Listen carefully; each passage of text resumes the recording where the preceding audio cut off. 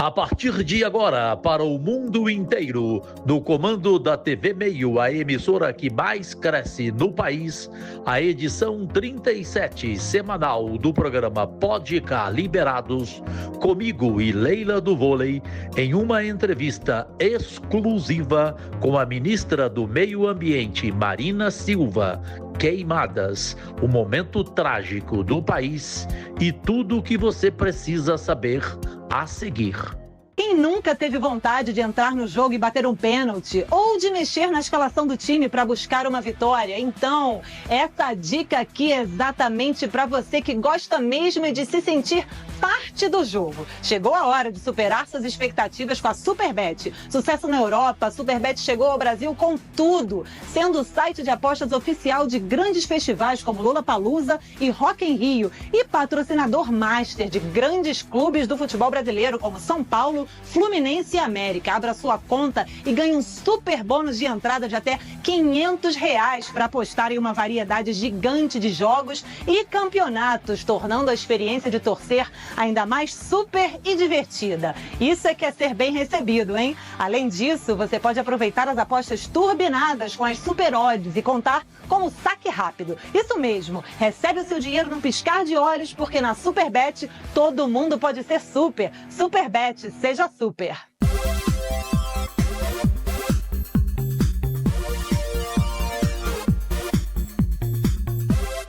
Podemos entrar aí, nas suas casas? Se vocês permitem, agradecidíssimo, e o coração é sempre sincero, aberto para o desejo de Deus e saúde, alegrias e vitórias em suas vidas, de seus familiares e amigos neste 2024. Dia de Pode Cá Liberados, um programa de entrevistas diferente de tudo que você já viu na televisão brasileira. Chegamos à edição 37 semanalmente para o Brasil inteiro, em canais abertos, em canais fechados e em rede mundial de televisão pelos aplicativos Smarts TVs, todos eles no comando da Sul TV. Bem, hoje, excepcionalmente, em função do momento trágico que vivemos, esta entrevista exclusiva e difícil, porque ela trabalha, diferente de outros ministros, a vida dela não é fácil para estar à disposição da imprensa. Como o mérito não é meu, eu sou sincero, o mérito é da minha companheira, da guerreira, da brasileira rara, das quadras do mundo hoje para a vida pública, como exemplo em todos os sentidos, se Deus quiser, a nossa futura governadora do Distrito Federal, Leila do Vôlei, é você quem vai apresentar a nossa entrevistada, essa mulher que é impossível não gostar dessa brasileira, dessa guerreira. Então a missão é sua e a primeira pergunta também, para mudar o script hoje, é contigo. Olha, fui pega de surpresa, viu, ministra? Já vou avisar para a senhora que eu fui pega de surpresa. Mas, assim, quero avisar a todos os nossos telespectadores que das 37 edições dos programas, 36 foi ele que convidou, que foi atrás, junto com a nossa equipe. Então, me sinto honrada de alguma forma estar colaborando.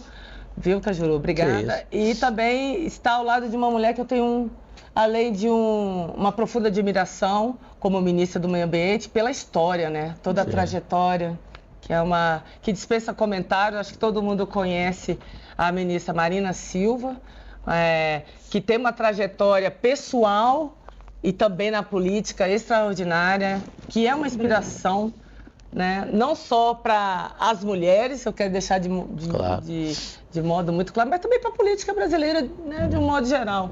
Então, já para começar a nossa pergunta e o nosso programa aqui, ministra, a senhora teve uma trajetória muito bonita, de muita luta, né? Nascida no Seringal, né? Os pais muito humildes, foi alfabetizada na adolescência. Com 16 anos? Pois é, e... Era o Mobral na época, né? Exatamente, se formou em História na Universidade Federal do Acre, né? Eu queria que a senhora contasse um pouquinho desse início da sua trajetória, né? Que teve também, assim, tantos problemas de saúde, pelas dificuldades da região que a gente sabe. Então, assim, primeiro agradecer a oportunidade da gente estar aqui e que a senhora contasse um pouquinho dessa sua trajetória, a sua família também, né? Digamos, a força das mulheres da sua família também, que é uma trajetória muito linda. Muito obrigada. Obrigada, Leila. Obrigada, Carajurim, pelas palavras tão amorosas e, enfim, por essa possibilidade de conversar com vocês e com as pessoas que acompanham as entrevistas que vocês fazem. Como disse o Carajurim, é um momento muito difícil aqui da realidade do nosso país, mas acho que nesse momento é que a gente precisa, inclusive, revisitar um pouco as raízes. E eu agradeço a você pela pergunta. De fato, eu sou uma mulher que vem da floresta amazônica, né? Meu pai era seringueiro, extrator de leite da seringa, como a gente falava, né? E ele foi para o Acre em 1945, na última leva dos soldados da borracha, e ficou na Amazônia até quando Deus levou com 91 anos. Nós somos de uma família, eu sou de uma família de 11 filhos, do meu pai, que era cearense, minha mãe também cearense, se conheceram no Acre, se casaram, tiveram 11 filhos. Desses 11, 3 morreram e 8 são vivos, sendo 7 mulheres e um homem. E é aí que vem essa história da força das mulheres na nossa família. Eu sou de uma família de matriarcas, de todos os lados, é matriarcado. Pelo lado da mãe do meu pai, ela era matriarca. Do lado da mãe, da minha mãe, ela era matriarca. Todas as irmãs da minha mãe eram matriarcas. A minha mãe era matriarca das matriarcas das irmãs, né? E na nossa família, as 7 irmãs, todas são matriarcas de suas casas, e temos a matriarca das matriarcas, que é minha irmã, a 4ª irmã, a Mita. A Mita, ela teve paralisia infantil, e todo mundo cuidava da Mita e aquela coisa toda, e a Mitra, ela é a matriarca, tudo ela é o comando aqui, né? Quando chega final de ano, Natal, alguma coisa que acontece, a gente tem ali um olhar para os aconselhamentos da Mita. E isso, para mim, é um mistério, que eu não sei como é que se forma um matriarcado, sinceramente eu não sei, mas eu nasci em uma família em que as mulheres tinham muita força. E como a gente vivia muito isolado na mata, né? Eu não tinha contato com a cidade, e o meu núcleo familiar era esse matriarcado todo. Então, quando eu fui entrar em contato com essa realidade urbana, né, de que as mulheres não tinham tanta força assim, no Seringal a gente via, porque o meu pai era muito criticado, né? As pessoas falavam, não adianta querer fazer negócio com o Pedro, porque ele vai perguntar para a mulher, a gente já se viu perguntar para a mulher. E meu pai tinha orgulho de fazer isso. Quando alguém ia propor alguma coisa para ele, ele já, eu não sei disso não, pergunta para a nega, né? Que era o apelido da minha mãe. Isso é com a nega. E pergunta para a nega. Então, eu tive um certo estranhamento, né, com essa história. E com 11 anos de idade, de 10 para os 11 anos, eu aprendi a cortar seringa, eu junto com as minhas irmãs, porque a minha mãe, ela trabalhava na nossa roça de subsistência. O meu pai dizia que a única vez que ele desobedeceu a minha mãe não deu certo. Ele queria, porque queria ir morar em Manaus, sair do Acre para ir morar em Manaus, que ele queria que a gente estudasse. Nós fomos, ele não conseguiu o trabalho, foi um momento difícil. Depois saímos, ficamos 5 meses em Manaus e fomos para Belém. E lá em Belém, ele foi para trabalhar junto com um tio meu que morava lá, num sítio que produzia farinha e juta, que é a fibra, enfim, da juta para fazer estopa, essas coisas. E quando chegamos lá, o preço da juta caiu, o preço da farinha caiu. Aí pense numa situação de dificuldade. Pela primeira vez, a nossa família literalmente passou fome. Porque no Seringal a gente vivia em situação de escassez de algumas coisas, mas não tinha fome, tinha abundância, né? Das coisas que a gente produzia, das coisas que a gente tinha na nossa colocação. Aí, quando nós chegamos em Belém, também não deu certo, tivemos que voltar para o Acre. Só que o nosso antigo patrão que mandou buscar a gente. E chegamos altamente endividados. O regime dos seringais era um regime que é análogo à escravidão. Você tinha o preço da borracha lá embaixo, o preço da mercadoria lá em cima, e você nunca conseguia tirar saldo. Agora imagine se você já começa endividado. Então todo mundo dizia, coitado do Pedro, nunca vai pagar essa conta, e ainda só tem filha mulher, a vizinhança dizia. E a minha mãe um dia reuniu as 3 mais velhas, né? A minha irmã Desmar, que é a mais velha, eu que sou a terceira, e a minha irmã Lúcia, que é a 4ª. Aí falou, nós vamos provar que ter filha mulher não é um problema. Nós vamos ajudar o seu pai a pagar essa conta. Então, a partir de agora, vocês vão aprender a cortar seringa e nós vamos cortar 3 estradas de seringa por dia. Seu pai vai numa, você vai uma com a sua irmã e a minha irmã mais velha ia com a outra ainda um pouco menor. E nós cortávamos 3 estradas de seringa por dia e em menos de 2 anos nós pagamos a conta e ainda tiramos saldo. E isso virou uma lenda dentro do seringal, né? Porque o Pedro tinha filhas que cortavam seringa, que fazia tudo e que etc, etc. Né? Porque geralmente as mulheres ficavam muito no trabalho da casa e na roça de subsistência, mas cortar seringa, isso dificilmente tinha uma mulher que fazia isso.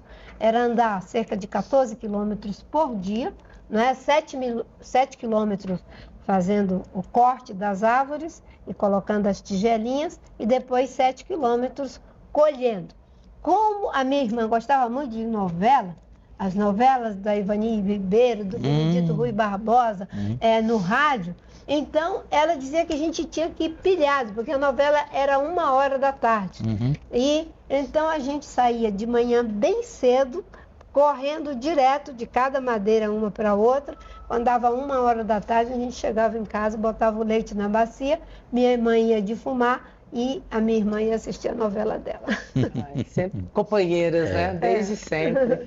Bom, ministra Marina Silva, é importante você fazer um programa, Brasileiras e Brasileiros, Minhas Únicas Vossas Excelências, em rede mundial de televisão, quando a entrevistada é conhecida no mundo. No caso, a ministra Marina Silva. Eu preparei uma surpresa para ti e para a presidente da Comissão de Meio Ambiente, minha amiga e irmã há 30 anos, que eu tanto admiro. Vamos ver se vocês duas vão gostar. E, inclusive, quem foi fundamental nesses últimos dias, se dedicando ao que eu pedi a ela, é filha de um músico brasileiro apaixonado por ti, se chama Ivan Lins. Correto? Ivan Lins fez até uma música para mim. Então, eu sei do carinho de vocês duas. E a filha é a minha chefe de meio ambiente. Senhora ministra Marina Silva, em recente presença em audiência pública na CMA, no Senado Federal, onde Leila deu um show de ser humana, inclusive, a senhora nos alertou sobre a necessidade de termos no ordenamento jurídico a disciplina legal da emergência climática. Diante disso, tenho em minhas mãos um projeto de lei que já entrei, que é o 3.614/2024, de minha autoria, que estabelece medidas ao enfrentamento da emergência climática para progredirmos de forma eficaz na agenda de adaptação e combate às mudanças climáticas. É imprescindível modificar a lei que estabelece a política nacional sobre mudança do clima. A minha proposta é incluir o conceito de emergência climática, definindo-o como a situação em que se tornam urgentes ações para mitigar ou interromper os efeitos adversos das mudanças climáticas, prevenir danos socioambientais e climáticos potencialmente irreversíveis, além de promover medidas de mitigação e adaptação, considerando os altos riscos de vulnerabilidade. No entanto, ministra e presidente da Comissão de Meio Ambiente, Leila, não basta apenas conceituar, e aqui apresento também alterações que tratam dos princípios e objetivos a fim de priorizar os investimentos nas ações de enfrentamento da emergência climática e urgência na adoção de tais ações que devem ser transversais a políticas públicas e programas governamentais e, para isso, proponho a criação de um instrumento adequado, o Plano Nacional de Emergência Climática, que será parte do Plano Nacional sobre Mudança do Clima. Ele atuará em conjunto com os planos de ação para a prevenção e o controle do desmatamento nos biomas, além dos planos setoriais de mitigação e adaptação às mudanças climáticas. Estou, para concluir, confiante de que avançaremos na pauta climática no Brasil, que exige medidas urgentes para enfrentarmos a emergência em curso. Conto com o apoio de todos e todas, principalmente da senhora ministra Marina Silva, da senhora e amiga Leila do Vôlei, senadora da República, presidente da Comissão do Meio Ambiente, para a aprovação desta importantíssima proposta, que assim penso, não sei se vou ter a concordância sua ministra e sua presidente da comissão. Você já apresentou, Marcelo? Já está. Quando apresentou? Ontem. Ontem. Então, em primeira mão estou informando para o Brasil inteiro. Obrigada. Eu acho bem interessante, né, que esse debate ele tenha entrado na agenda brasileira. Né? A gente vem fazendo esse debate já há muito tempo e, de fato, o mundo está vivendo uma situação de emergência climática. Em 2022, quando eu declarei apoio ao presidente Lula, a ideia da emergência climática está posta no documento que eu apresentei e, a partir daí, dentro do governo, nós temos trabalhado, né, o que seria uma política nacional de enfrentamento aos efeitos dramáticos dos eventos climáticos extremos. Para que se tenha essa política na lógica da gestão desses eventos climáticos extremos, aí você precisa criar, né, a figura jurídica da emergência climática. Hoje nós temos a emergência para situações que já estão acontecendo, a calamidade que já aconteceu. Você não tem um amparo legal para a prevenção, agir antecipadamente ao acontecimento. Por que que isso é importante? E aí eu fico feliz que tenha uma convergência nisso, que há muitos anos eu venho trabalhando, pelo seguinte, porque fazer a gestão do risco é bem menos custoso do que fazer a gestão do desastre. Então, isso é um princípio. A outra coisa é, se você tem a ideia da emergência, ela é diferente da calamidade. Na calamidade, você já tem a situação instalada. Na emergência, é como se você estivesse dando um alerta. E a ciência possibilita a nós que a gente consiga antecipar determinados fenômenos climáticos. Por exemplo, o CEMADEM ele tem uma série histórica de 12 anos, agora já fazem 13 anos, em que ele mapeou os municípios mais vulneráveis a eventos climáticos extremos. Por isso que quando aconteceu a tragédia de São Sebastião, antes mesmo de visitar a comunidade, eu fui lá no CEMADEM, fiquei um dia todinho lá com o presidente à época, o doutor Oswaldo, o doutor Marengo e o climatologista Carlos Nobre, o biólogo, que na época já era secretário do Meio Ambiente comigo, secretário executivo João Paulo Capobian, e o Tasso Azevedo, do MAP Biomas. E eu combinei com a ministra Luciana, que estava fora, para que fizesse remotamente uma reunião. Naquela reunião, o que eu levantei, né? É possível a gente fazer a gestão do risco em lugar de fazer apenas a gestão do desastre? E eles disseram, é algo inédito, inovador, mas é possível. A partir dali, nós desencadeamos vários seminários técnicos científicos, Ministério do Meio Ambiente, Ciência e Tecnologia, Ministério das Cidades, Ministério de Integração Regional, ministro Valdez. Fizemos já vários seminários técnicos científicos, o primeiro deles foi em março de 2023, aonde veio a responsável das Nações Unidas pelos eventos climáticos extremos, as emergências climáticas. E o que ela me disse foi o seguinte, senadora, Se vocês conseguirem esse paradigma aqui, isso vai ser muito bom, não só para o Brasil, mas para que a gente possa levar essa tecnologia de gestão para outras regiões do mundo que têm as mesmas vulnerabilidades, né, que vocês têm aqui, mas em outros contextos. Então, o que eu posso dizer para você é que nós temos trabalhado uma proposta robusta que com certeza vai ao encontro do que você já está pensando, né? Geralmente os países, eles decretam a emergência climática, mas é apenas um enunciado político. O que nós estamos trabalhando dentro do governo cria a figura jurídica da emergência climática, cria, né, a estratégia nacional de enfrentamento aos efeitos dos eventos climáticos extremos, um comitê técnico-científico para dar suporte à ação, a Autoridade Nacional para a Emergência Climática e o Conselho Nacional de Segurança Climática.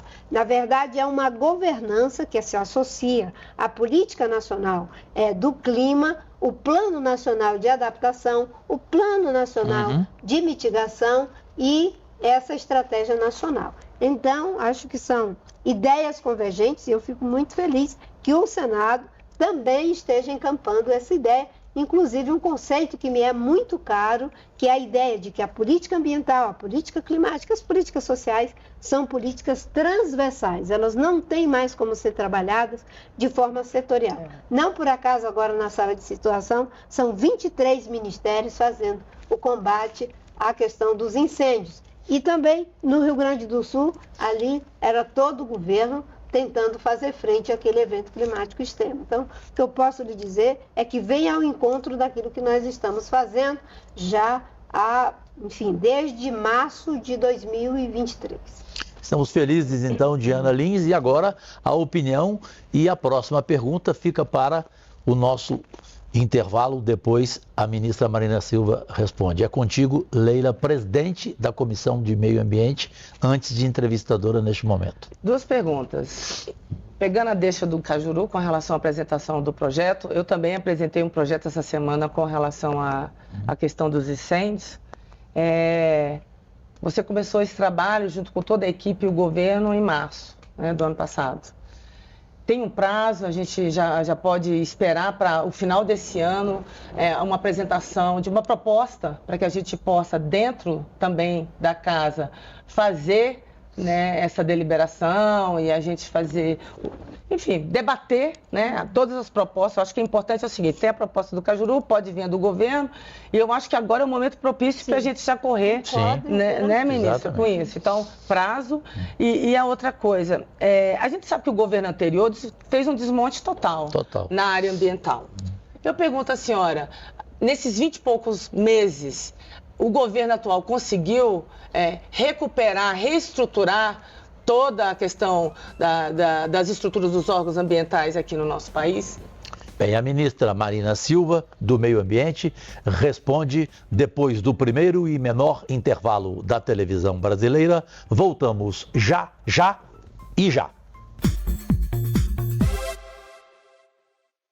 O que por 20 anos não passou de promessa, hoje é uma realidade no estado que dá certo. Uma saúde de qualidade e mais perto de todos os goianos. Goiás agora tem um atendimento regionalizado que virou exemplo para o Brasil. Aumento no número de consultas, queda nas filas de espera para cirurgias eletivas, 8 novos hospitais, incluindo a recém-inaugurada Unidade de Águas Lindas, 6 policlínicas e aumento recorde no número de transplantes de órgãos e tecidos. E se o presente já é uma realidade, o futuro é mais esperança, com a construção do Cora, o maior hospital público de combate ao câncer. Sabemos que ainda há muito a fazer, mas a verdade é que a saúde em Goiás avançou em 5 anos, o que antes só ficava na promessa. Governo de Goiás, o estado que dá certo e que tem o melhor governo do Brasil. Vai levando para a jogada na grande área, foi para a linha de fundo. Boa jogada, o jogo segue. Empurra na área, afasta a Ferrugem. E o jogo continua pegado, travado no meio de campo. A bola jogada, pega na rede, mas mas evita mesmo assim o ponto. Lucas Tilde fecha a partida espetacular, Lucas. Com a Superbet todo mundo pode ser super. Abra sua conta e ganhe super bônus. Superbet, seja super. Senhoras e senhores, meus únicos patrões, voltamos com a última, ainda não, mas a penúltima parte do Pode Cá Liberados, um programa de entrevistas diferente de tudo que existe na televisão brasileira. Televisão é tempo, mas graças a Deus temos aqui a condição de ouvir essa mulher acima da média em todos os sentidos. E daqui a pouco, Leila, talvez você já saiba, eu quase fui padre. E ela quase foi freira. Tô sabendo. Mas antes, as duas perguntas muitíssimas, bem qualificadas, como sempre, da senadora e entrevistadora aqui, Leila do Vôlei. A senhora ministra, fique à vontade. Obrigada, Crajuru. Obrigada, senadora Leila, nossa presidente da Comissão de Meio Ambiente. Tivemos um debate de alto nível no dia que fui lá e obviamente nem tanto. Eu acho que a gente se esforçou para que fosse, né? A maior parte foi. Os conteúdos, enfim. E eu agradeço muito todo o apoio que você tem dado, que você também, Crajuru, na Aliás, a senhora até me agradeceu num projeto, muito obrigado. A lei do manejo integrado do fogo, né? Você abriu mão das suas emendas, a senadora articulou, todos os senadores que tinham proposta ali, senador Nelson Trade, senadora Tereza Cristina. Sim. Nessas horas é que a gente vê, formação conjunta, que às vezes as emergências também são as oportunidades da gente mostrar o que está acima de nós, né? Em vez de ficar olhando de cima para baixo, olhar de baixo para cima para ver o que está acima de nós. Acho que a sua pergunta, Leila, em relação, né, a como a política ambiental está sendo reconstruída. Eu diria que aquilo que o básico, o estruturante, está reconstruído sim. Né? O presidente Lula, já na transição, conseguiu elevar o nosso orçamento em 18%, ali na PEC da transição.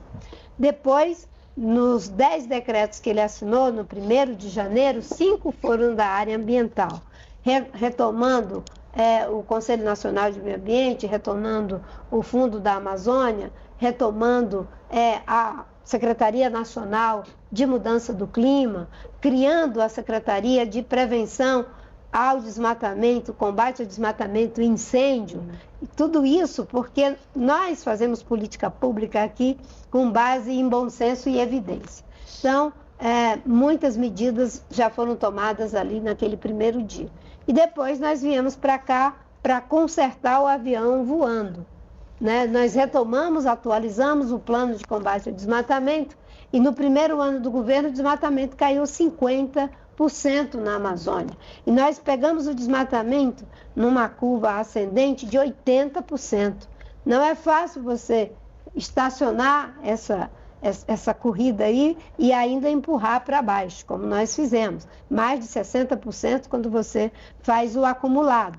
Evitamos lançar na atmosfera o ano passado 200 milhões de toneladas de CO2 e esse ano, já nos primeiros 7 meses, evitamos 180 milhões de toneladas de CO2. Retomamos a agenda de criação de unidade de conservação, retomamos o plano de combate aos incêndios e não por acaso, já em fevereiro de 2023, eu fiz a portaria de alerta aos incêndios. Esse ano, em abril de 2024, eu fiz a portaria de alerta aos incêndios para que os estados decretassem a proibição do fogo. Infelizmente, alguns estados só fizeram isso há 2 semanas atrás. Mas desde abril, né, desse ano, que já tinha sido feita a portaria para que fosse feito. É que tem as realidades de cada situação, porque cada realidade é diferente, ainda mais a Amazônia, que é muito grande. O governador Eduardo Riedel, do Mato Grosso do Sul, né, fizemos um trabalho incrível conjuntamente. Ele fez uma lei para o Pantanal, ele fez a decretação da proibição do fogo. Nós fizemos vários seminários conjuntos e o mesmo fizemos com outros estados. Retomamos o Fundo Amazônia e já destinamos mais de 400 milhões para que os estados pudessem apresentar projetos para fortalecer o Corpo de Bombeiros. porque nós já sabíamos que ia acontecer o que está acontecendo. Várias medidas de planejamento foram feitas, tem uma linha do tempo que depois vocês podem dar uma olhada, o que foi feito a cada mês de janeiro de 23 até setembro de 2024. Então, essa retomada, ela se deu em vários níveis, em questões imediatas e estruturantes. Do ponto de vista estruturante, com certeza, ter hoje a Secretaria de Bioeconomia, que é uma frente incrível para um novo projeto de desenvolvimento do país, pensando as vantagens comparativas que temos da nossa biodiversidade e do que podemos fazer no campo, inclusive, da biotecnologia, da bioindústria, dos bioinsumos, dos novos produtos, novos materiais, recorrendo, inclusive, a um ramo do conhecimento que é muito recente, mas que eu conheço desde 1997, que é o pessoal da área de biomimética, que eles mimetizam, né, a natureza para criar produtos e materiais. Uma outra coisa importante que nós fizemos é a retomada da criação de unidades de conservação.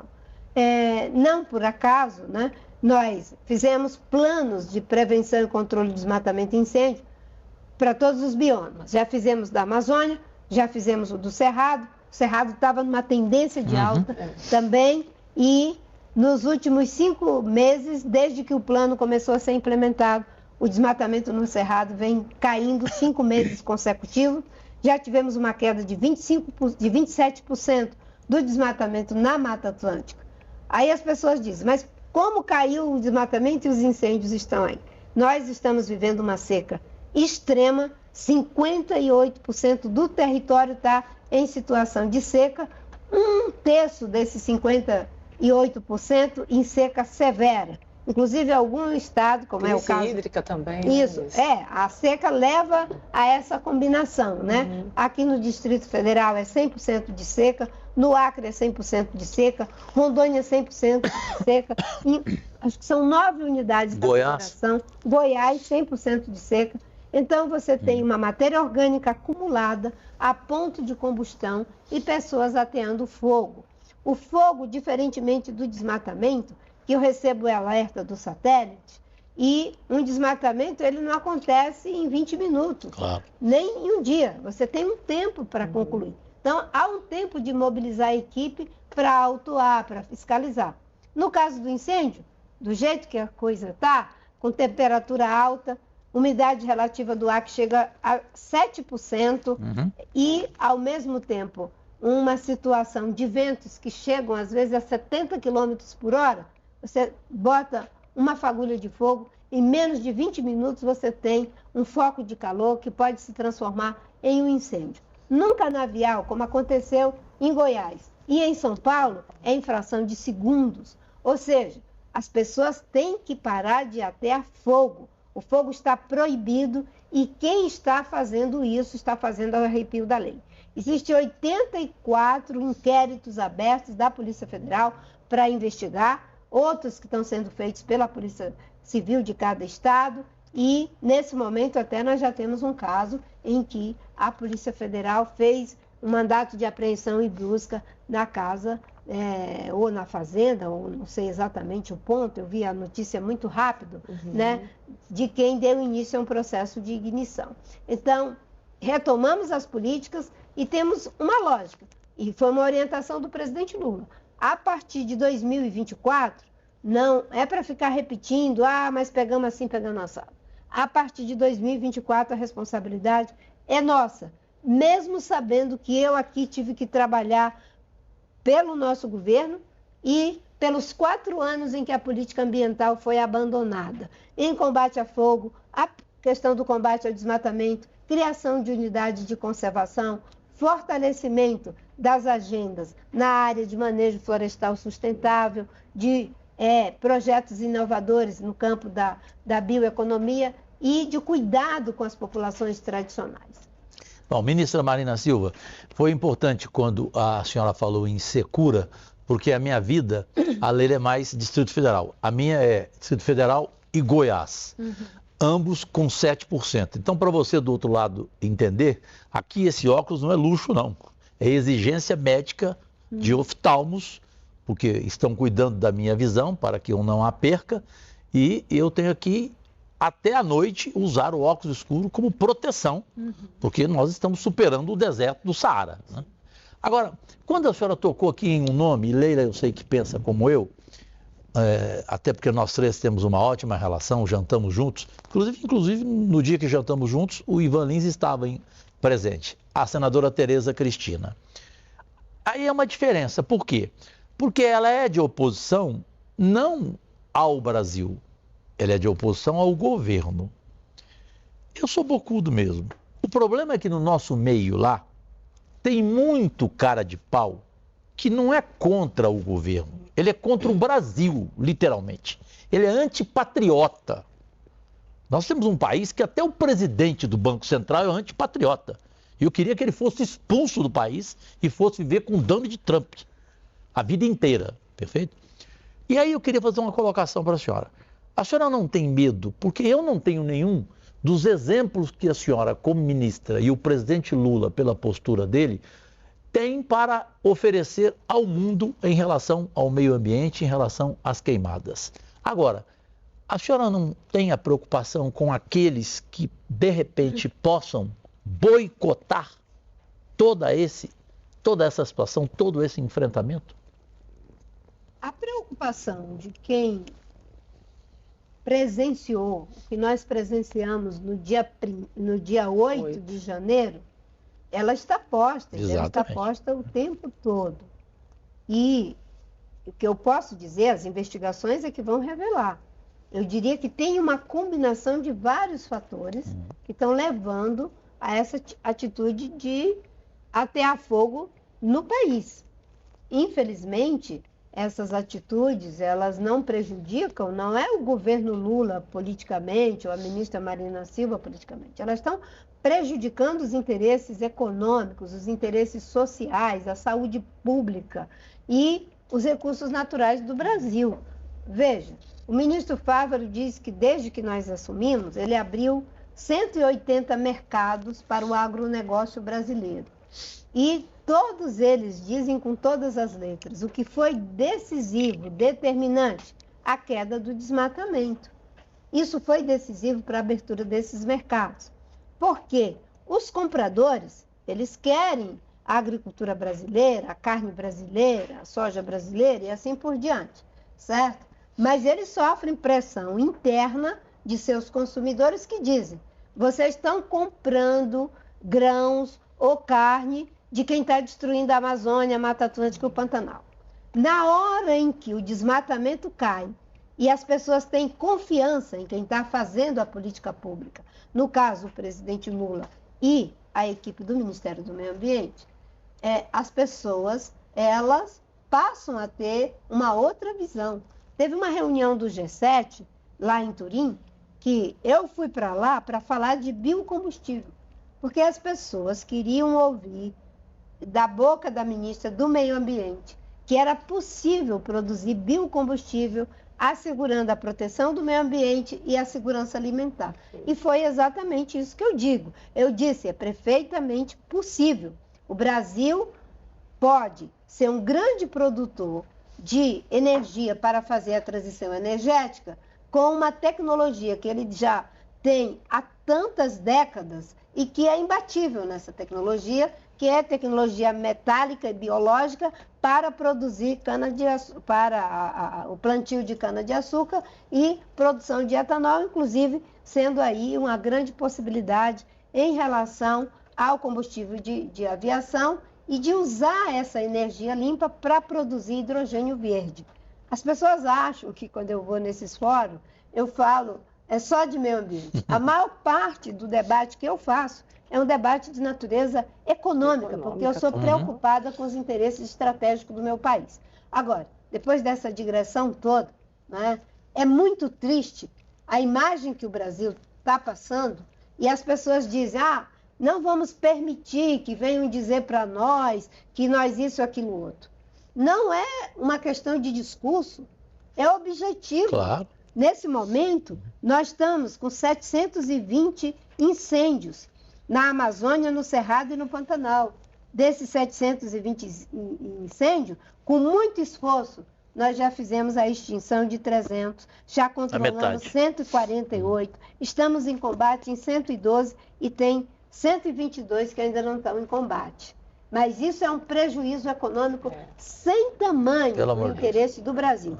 É prejuízo para a biodiversidade, é prejuízo social, é prejuízo para a saúde pública e é prejuízo objetivo para quem teve o seu canavial queimado ou a sua roça de grão queimada, o que for, e ainda não é uma tentativa, sim, aí de criar uma situação, no meu entendimento, contrária. É gol contra, literalmente, aos interesses do Brasil. Perfeito. Leila do Vôlei, como sempre, agora vem a última parte do nosso Podcast Liberados e a sua pergunta fica para depois do menor intervalo da televisão brasileira, irmã. Perfeito, ministra, muito esclarecedora. Demais. Muito esse momento que essa entrevista aqui, nossa com a senhora. Nós não temos a menor dúvida, né? O dano que está causando à saúde, causando ao meio ambiente, fauna e flora, causando a nossa economia. Perdemos safras já, interior de São Paulo, né? Centro-Oeste. Isso é uma realidade. Quando você fala do desmatamento, o Brasil segue na meta zero para o desmatamento até 2030. Sim. E assim, a gente tem visto algumas posturas que não condiz com o momento, por exemplo, até de chefes de estado, né, dos governadores. Eu não tenho como não falar. A senhora falou do Eduardo Riedel, que tem um campo, né, um campo político, mas que entende que a sua função é governar o seu estado, né, trabalhar pelos interesses do seu estado e que tem dificuldade sim, que tem que ter humildade para saber, eu preciso de uma ação conjunta. Procurou, né, o governo federal e graças a Deus a situação lá pelo lado do Mato Grosso não foi pior, porque houve uma ação, né, conjunta. Governo do Estado, governo federal. A gente não viu aqui no Distrito Federal, né? Eu estou senadora pelo Distrito Federal, não dá para deixar de fora, né? A postura que a gente teve do nosso governador aqui atacando o governo e sabendo que o incêndio no Parque Nacional começou fora do Parque Nacional e que rapidamente se propagou e que graças a Deus e graças ao Corpo de Bombeiros, o Corpo de Bombeiros do DF, o ICMBio, porque eu estive com o Mauro Pires, o IBAMA, né, uma ação conjunta, rapidamente não. Nós estamos aí, acho que no 5º dia, agora a gente tem a questão dos incêndios internos, né, subterrâneos. A postura, o que a senhora espera, né, depois de tudo que nós... Eu acho que, não, vamos ser inteligentes, eles são aprendidos, né, para todos nós. A senhora, como ministra do Meio Ambiente, está trabalhando. Nós, no Congresso Nacional, trabalhando. Flávio Dino, no Judiciário, trabalhando. Qual é a postura que a senhora espera dos governadores? Porque eu sei que a senhora já esteve já, né, com alguns deles. O que a senhora espera para o futuro? Porque a nossa preocupação não é o hoje, né? A gente está toda hora tomando sustos. Eu tomei, o Cajuru toma, a senhora como ministra nem se fala. Qual que seria o recado que a senhora daria para os governadores e o que a senhora espera desses governadores com relação às ações conjuntas com o governo federal? Bem, uma ótima pergunta e certamente vem uma ótima resposta depois do menor intervalo da televisão brasileira e a última parte deste exclusivo Podcast Liberados, edição 37. Voltamos já. Vai levando a jogada na grande área, foi pela linha de fundo. Boa jogada, o jogo segue. Empurra na área, afasta a Ferrugem.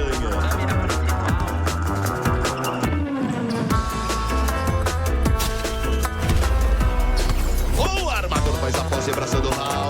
Aí, boa bola! Linda bandeja de Sandoval. Superbet, todo mundo pode ser super. Abra sua conta e ganhe super bônus. Superbet, seja super.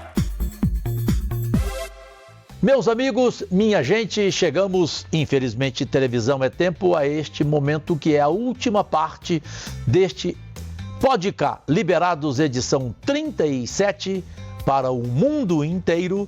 E graças a Deus hoje, com uma entrevista para lá de especial, de factual, em que permita-me, irmã Leila do Vôlei, admirável Leila, antes da sua pergunta apropriada, só para a gente não esquecer, e a resposta eu sei que não precisa ser demorada.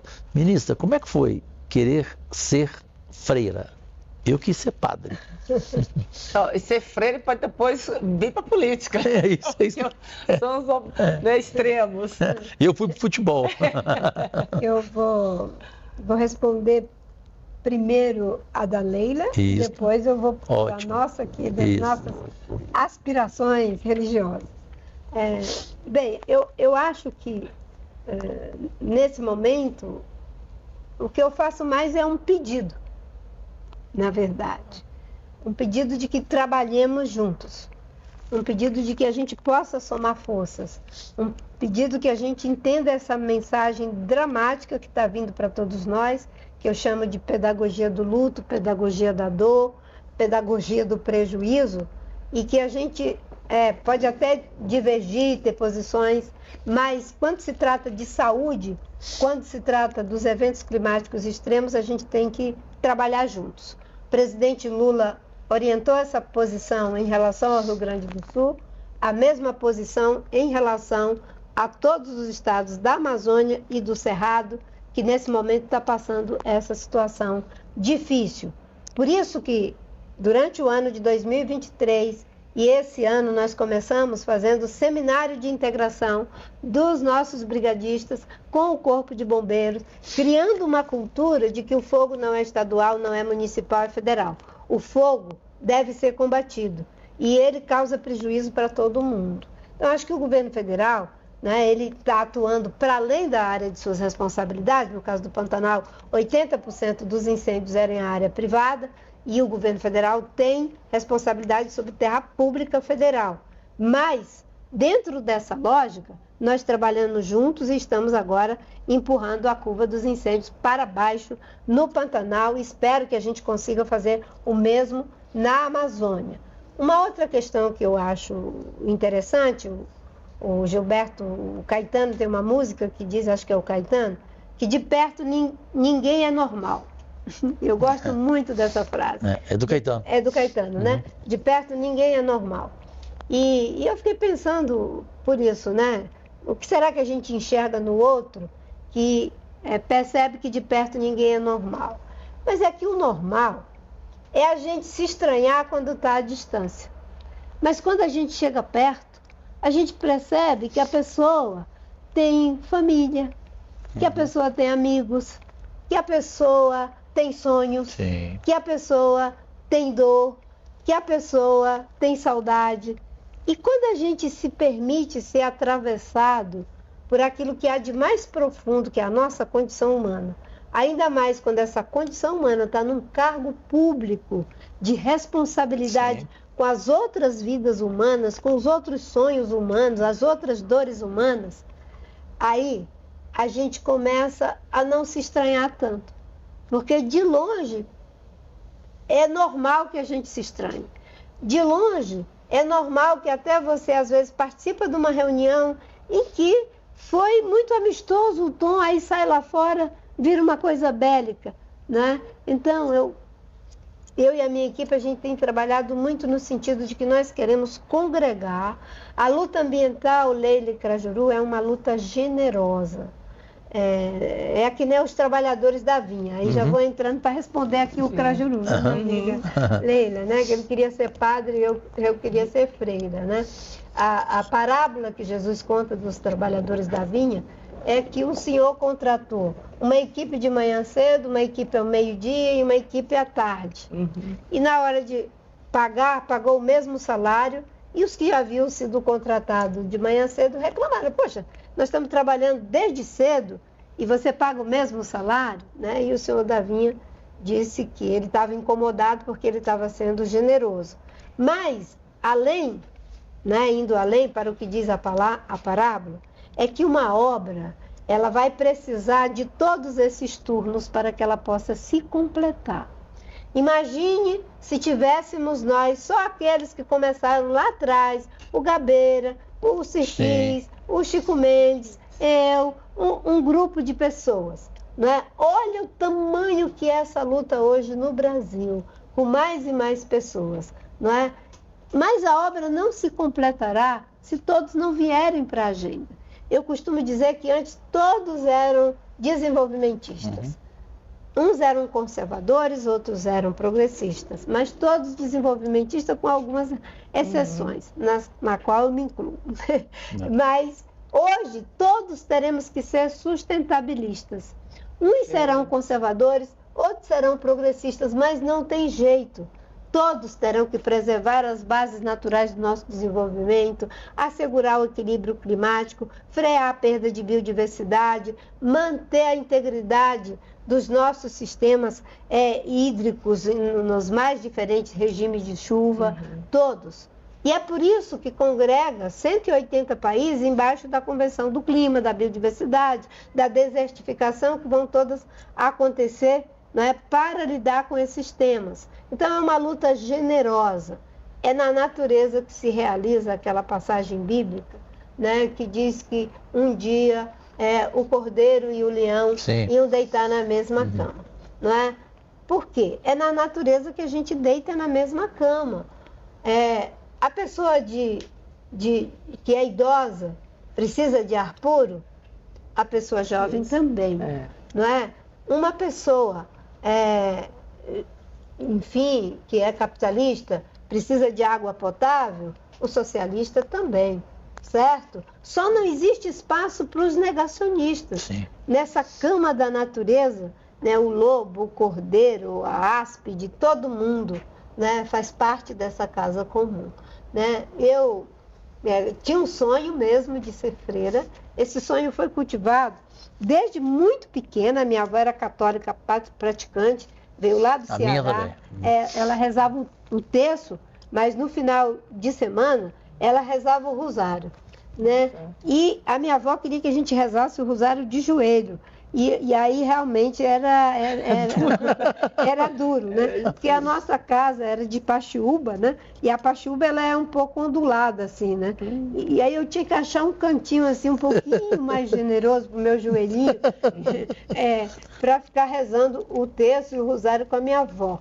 E a minha avó ela era analfabeta, né? Não sabia ler, mas ela era uma mulher muito culta. E ela, desde muito jovem, trabalhou numa casa de pessoas muito ricas e muito cultas. Minha avó sabia falar a língua portuguesa, de ouvir, tinha um vocabulário invejável, né? E contava, trouxe um mundo lúdico para a minha vida muito grande. E uma coisa, ela falava das missas, que era missa em latim. Ela sabia rezar o Pai Nosso em latim, a Maria em latim, um monte de coisa em latim, que era assim que ela ouvia, né, a missa. E ela trouxe do Ceará um catecismo para pessoas analfabetas, em papel couché, que hoje eu sei eram ilustrações da Capela Sistina. Mas eu desejei ser freira. Engraçado que quando eu vou terminar por aqui, quando eu fui no programa do Jô, em 94, quando eu me elegi pela primeira vez senadora... Era no SBT. Era no SBT, aí o Jô falou, senadora, a senhora queria ser freira, não sei o quê. Aí eu me empolguei um pouco com essa história. Ele disse, e quantos filhos a senhora tem, né? Aí eu digo, tenho 4. Para quem queria ser freira, né?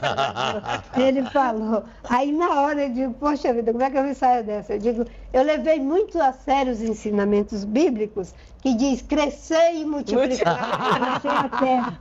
Maravilhoso, maravilhoso. Agora, olhando vocês dois, rapidinho, eu fiquei imaginando, teve um momento que eu parei, olhei para a ministra Marina. A ministra Marina, eu imagino ela realmente uma freira, né, pelo jeito, não, porque é também cristã e a gente sempre tem a oportunidade de ouvir. Agora, o Cajuru Padre, eu falei, ia tocar terror dentro da paróquia dele, pra quem conhece o Cajuru. Eu sabia que a galera ia fazer.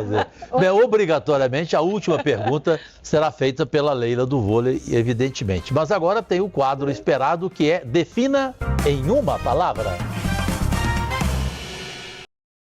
E quem começa sempre é ela, Leila do vôlei, a admirável hoje na vida pública. Ministra Marina, define uma palavra Chico Mendes. É difícil definir a palavra do Chico Mendes, mas eu acho que o que define para mim o Chico Mendes é a temperança. Temperança, belíssima definição. A senhora falou que literalmente passou fome na vida. Define uma palavra, fome. Aí é o aviltamento. porque a fome avilta a condição humana. Pelo amor de Deus. Meio ambiente. Vida. Em uma palavra, presidente Lula. Um homem com uma biografia política e uma prática política de vida surpreendente e uma capacidade de resiliência admirável. Resiliência. Amazônia. Amazônia, explosão de vida. Lindo. Queimadas.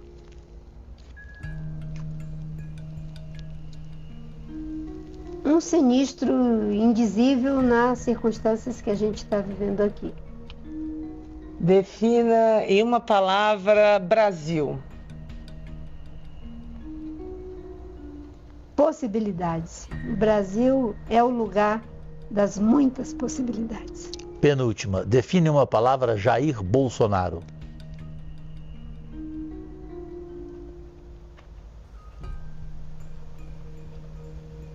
É muito difícil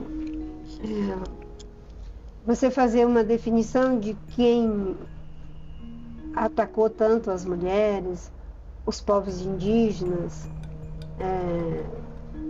o meio ambiente, em uma palavra. Eu acho que a falta de respeito pela vida, pela democracia, pelo diferente, no meu entendimento, é uma contradição à condição humana. Leila? E por fim, defina em uma palavra Marina Silva. Bem, determinação. Não temos a menor dúvida disso. Última pergunta, porque televisão é tempo, objetivamente, é sua, irmã Leila. Bom, ano que vem, COP30. O que você sonha, o que você imagina ao final desse encontro? Para o Brasil e para o mundo? Bem, é um encontro que eu espero, né, que a gente tenha conseguido chegar na COP30 com metas de redução de CO2 de todos os países, para todos os setores, suficientemente robustas e comprometidas, que façam com que a gente não ultrapasse o 1,5 de temperatura da Terra. Porque a gente já chegou no 1,5 e não podemos, em hipótese alguma, ultrapassar. A outra coisa que eu espero é que a gente possa sair com uma definição clara do que significa uma transição climática justa entre países, entre regiões e internamente dentro dos próprios países. Eu espero que a gente possa sair da COP30 não apenas com o vislumbre de uma COP que se realizou na maior floresta tropical do mundo, mas que a gente saia com o compromisso de implementar tudo que já foi decidido, que é de enfrentar o problema da transição energética, triplicando energia renovável, duplicando a eficiência energética e fazendo a transição para o fim do uso dos combustíveis fósseis e viabilizando recursos suficientes para que países em desenvolvimento de renda baixa ou de renda média baixa possam fazer suas transições. Ao desejar Deus e saúde a todos e todas, nessa edição 37 do Podcast Liberados, eu nem vou fazer essa pergunta à excepcional mulher, ser humana e ministra do Meio Ambiente, Marina Silva. Deus e saúde e Deus implorar ao Senhor, porque esse dado ele é desesperador. Nós só perdemos para a Colômbia. No Brasil, a cada 2 dias morre uma pessoa apaixonada pelo meio ambiente. Não dá nem para fazer uma pergunta, dá só para a gente pedir a Deus para que isso acabe, para que isso tenha um fim, porque realmente é repugnante. Leila do Vôlei, mais uma vez, é um privilégio a gente estar semanalmente com este programa. Obrigada. Por cada entrevista enriquece mais, nos enriquece. Totalmente. Né? A gente aprende, né? E é bom para nós em todos os sentidos. Não tenha noção. Obrigado por gente como você, Marina Silva, existir. Obrigada a você. Porque gente como você existindo, a gente ainda pode acreditar na raça humana. Obrigada. Obrigada, menina. Agradecidíssimo. Com vocês.